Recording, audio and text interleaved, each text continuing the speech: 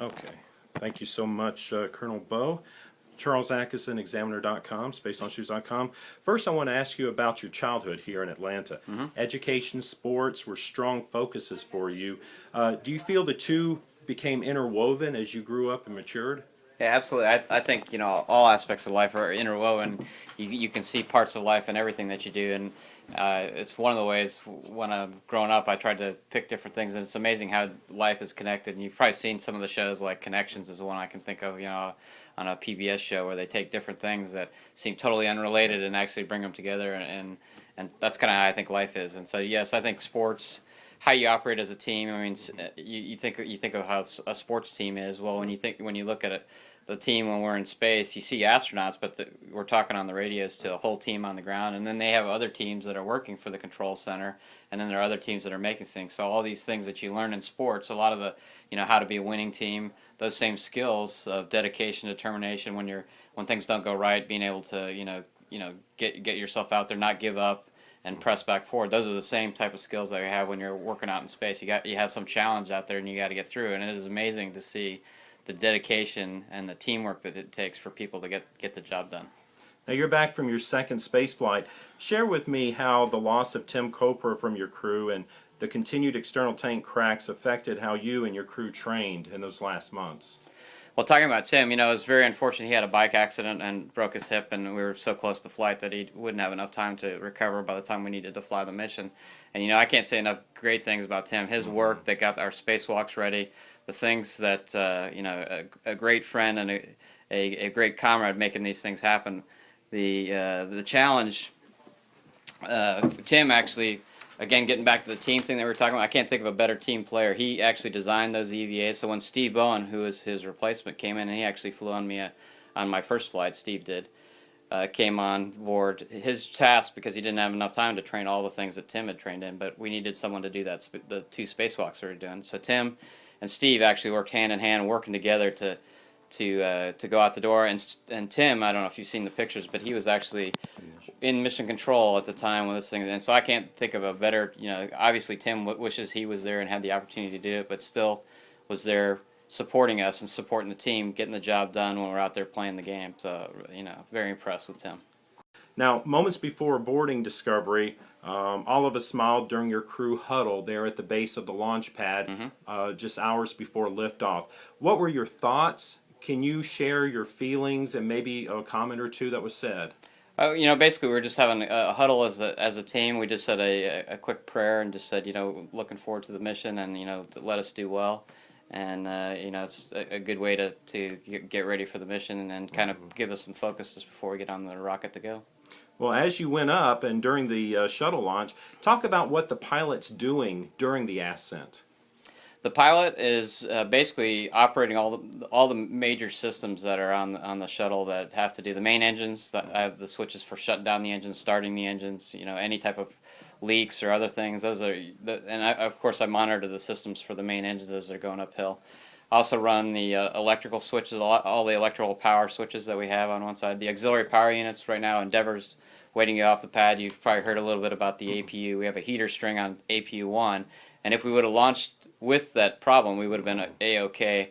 But since we have the opportunity to fix it on the ground, it makes sense to do it because now we have more redundancy once we get to orbit. So auxiliary power units we use, and the auxiliary power units, the APUs as we call them, actually provide all the power, the hydraulic power to basically move the main engine bells on ascent. We actually move the flight control surfaces to do what we call load relief. But as you're going through the atmosphere, because there's air flying, the wings of the shuttle are obviously producing lift and doing those things. We actually need to, because of the wind forces that are blowing on it, we actually move the flight control surfaces as we're going uphill. Again, a whole team had to figure out that to get the correct program to make sure that works. And for landing, we use the APUs for putting the landing gear down and the nose wheels, and so a lot of things that the APUs do in an important system. And then also above the pilot, we have the OMS, which is the orbital maneuvering system. There's two big engines, not the three that you normally see that light off when we go, but there's two other big ones. If you look, they're not quite as big as those three main ones, but those are called the OMS. And then we also have we have 44 of these smaller jets that we call reaction control system or RCS jets. So the reaction control system primarily does pitches and small translations, and these ohms are for bigger burns once we get up to orbit. So on ascent, we actually do an ohms dump, and on this shuttle flight, we call it an ohms assist is what the official name of it is, and it actually allows us to carry more weight to orbit by doing this assist on the way up to. So the ohms are actually going as we're going up into orbit. That's neat. Now, share with me, once you arrived on station, share with me your feelings about the cupola module node. I'm a big fan of the cupola. You have a 360-degree field of space. Is it a man cave? How would you describe it? Yeah, that's a good way to describe it. It's an awesome facility to see. It's the 360-degree view. You can't say enough good things about it. It's a great way to view it. And one of the things that we really like that I like to emphasize is that one of the things that really helps us do is we do a lot of robotics and spacewalks, and we can set it up so that we can't see it through a window. But there's nothing better. Imagine if I said go out and drive your car, but we'll give you computer screens to look at video cameras that you can get it done. You can train for it and you can do it. But we all know that it's significantly easier to drive looking out the windows, right? And so one of the things that great view gives us is the ability to move these arms around and grab things. And then a secondary benefit of that is when you have some free time, or we actually have a gym there that's right below it. We call it A-Red, where you can lift weights. And when no one's in front of you, you can actually work out and be looking out and seeing the planet. And of course, the planet is when we have free time as astronauts, guess what we're doing? We're looking out the window like kids in a candy shop, trying to soak up every second because it's such an amazing view. And the Earth is breathtaking, and just everything you see out the window is awe-inspiring. You go into the night sky and you can see lightning flashes. Almost always there's a thunderstorm somewhere in the night sky, and then you can look up and see the star field. It's just amazing views that you can get. That is neat. What kind of music did you bring on board? Did you have your own personal player? What types of music? Yeah, each crew member is allowed to bring their own music. I just brought out a wide selection. I have a whole bunch of varied songs, and I guess I probably grew up in the 80s, so I have a lot of 80s kind of rock kind of stuff, but I have some newer stuff as well, and just kind of a wide variety of different musics, and it's very nice. At the end of the day, you get a little bit of wind down time as you're getting ready to go to sleep, so a lot of people, as they're winding down in their sleeping bag, getting ready to go to sleep, usually put their earphones in and listen to a little music to give them a little inspiration, motivation, and it also kind of good chance to calm down just because you've been busy all day, concentrating on the mission, chance to wind down and ready to go to sleep.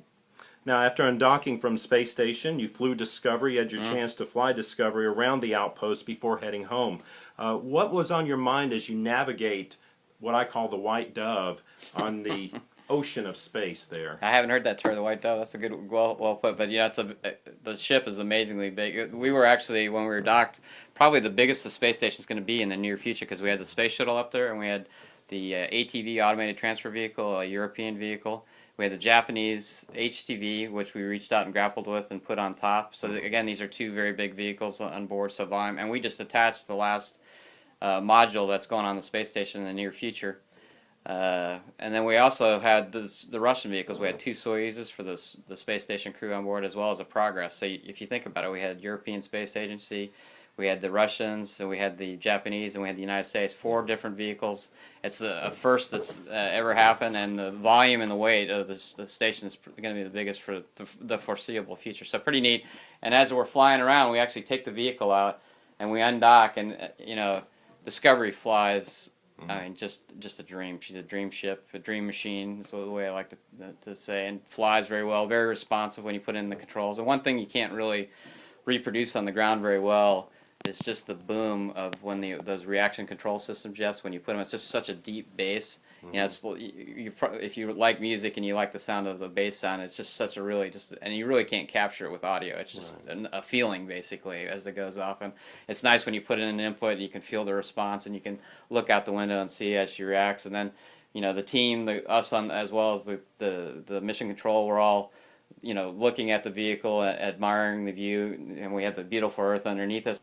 Okay, now are you ready for Georgia Tech football? You're a graduate of Georgia Tech. I am. Tell me a little bit about the great story on your first shuttle flight, flying over Atlanta at night, I believe. Right. It was a game on ESPN, Right. and Tech was playing. Yeah, it was great. A lot of it, when we did the pass, I was looking down at Atlanta, so it's kind of cool to think that when you're looking down at the pass, and then people sent me pictures, and they actually said that Really? they were talking about it as we were flying over top, so they knew about the pass, and that there was a discussion about it on ESPN. So to me, that's kind of a cool thing. Again, the interwoven that we were talking about at the beginning of the story. It's to me, Sports it's coming back, and it's a very cool thing. And obviously, I'm a fan of Georgia Tech. Haven't got my master's degree there, so it's a great team. Okay, now going forward, what does Colonel Eric Bowe's future look like? Will you stay with NASA? Are you looking for vying for an expedition mission aboard the space station? I'm looking. Every time you fly a space flight, you look around and you think about what do you want to do next. And right now, I'm definitely leaning towards. I'm taking Russian, and so I'm leaning towards. I'd love to do an expedition flight, get to try the opportunity. Obviously, you have to get selected to do that, and there's obviously training to do and those kind of things. But if I'm lucky enough, I would like to get the opportunity to fly on an expedition and do a long duration space flight, go up on a Russian Soyuz. For me, as a military pilot, I was trained back in the Cold War days, so it's kind of interesting to go from when we're enemies, and now we're working together as friends and coworkers on up in space. So, and if I'm really lucky, there's new vehicles that are coming up to replace the space shuttle, and we're looking to go beyond low Earth orbit, and that's one of the reasons the space shuttle is being retired, is because to get these new vehicles, because the space shuttle is limited, it can only go to about 300 miles above the planet, and the moon is 250,000 miles, and when we want to go out to Mars and beyond, those are millions of miles away. So these new vehicles that we're starting to build, there's several companies that are working on it. NASA's partnering with those companies, so hopefully in the next 3 to 5 years we'll have another spacecraft that's ready to go up to the space station and then go beyond that. And if I'm lucky enough, super lucky, I'd love to have the opportunity to test pilot is my background. And again, I love aviation and love everything about flying. I'd love to have the opportunity to do that if I was lucky enough to get chosen for it. Well, that brings me to my final question, Colonel Bowe. Does the astronaut corps, are you following how SpaceX is proceeding with the Dragon spacecraft? And would you, if given the chance, maybe go aboard the Dragon if NASA wants to?